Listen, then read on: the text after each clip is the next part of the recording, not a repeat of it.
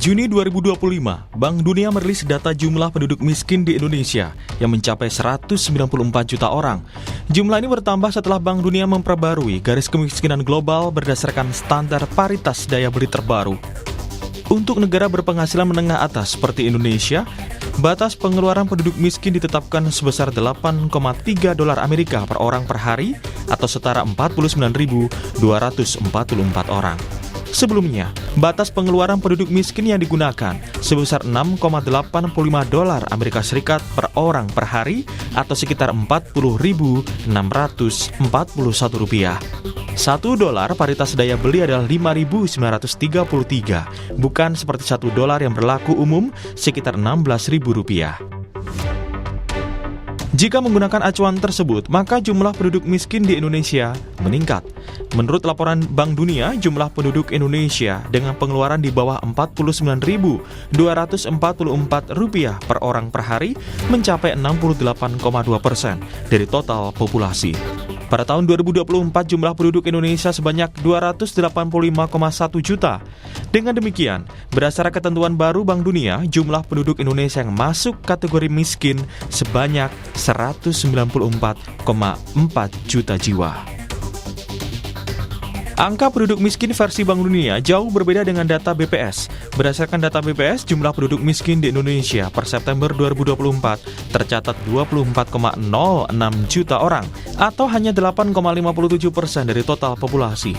Ambang batas garis kemiskinan nasional adalah pengeluaran senilai Rp595.243 per kapita per bulan. Juru bicara Kantor Komunikasi Kepresidenan, Dedek Prayudi bilang, data kemiskinan dari dua lembaga tersebut bisa saling melengkapi. Namun menurutnya, data Bank Dunia tidak bisa menangkap karakteristik lokal. Garis kemiskinan di sebuah negara yang dibuat oleh negara itu lebih appropriate, lebih tepat ya untuk menjadi dasar policy dialog atau diskusi tentang kebijakan dan juga tentang program-program yang menargetkan orang-orang yang paling miskin. Jadi Bank Dunia sendiri juga sudah mengatakan bahwa garis kemiskinan di masing-masing negara itu sebenarnya lebih tepat untuk menangkap profil kemiskinan, terutama untuk membuat kebijakan. Jadi tidak ada yang perlu dipertentangkan ya, antara dua data tersebut saling melengkapi. Lagian kalau misalnya data Bank Dunia itu untuk menangkap profil kemiskinan di Indonesia, data Bank Dunia itu mengatakan setidaknya 2 dari 3 orang Indonesia itu miskin.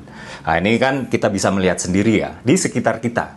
Apa iya 2 dari 3 orang di sekitar kita itu nggak mampu beli makan untuk diri sendiri, nggak mampu untuk berobat, nggak mampu untuk bersekolah, atau tempat tinggalnya jauh dari layak.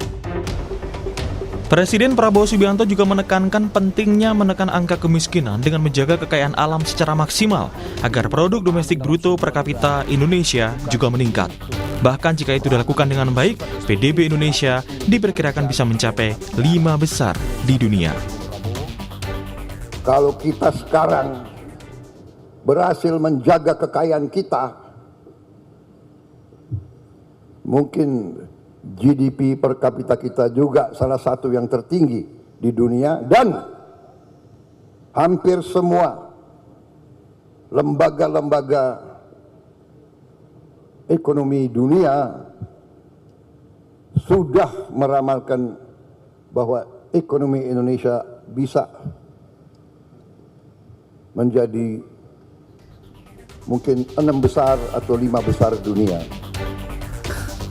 Pemerintah melalui Kantor Komunikasi Presiden juga berharap data Bank Dunia dengan BPS bisa saling melengkapi untuk dasar pembuat kebijakan. Tim Liputan, Kompas TV.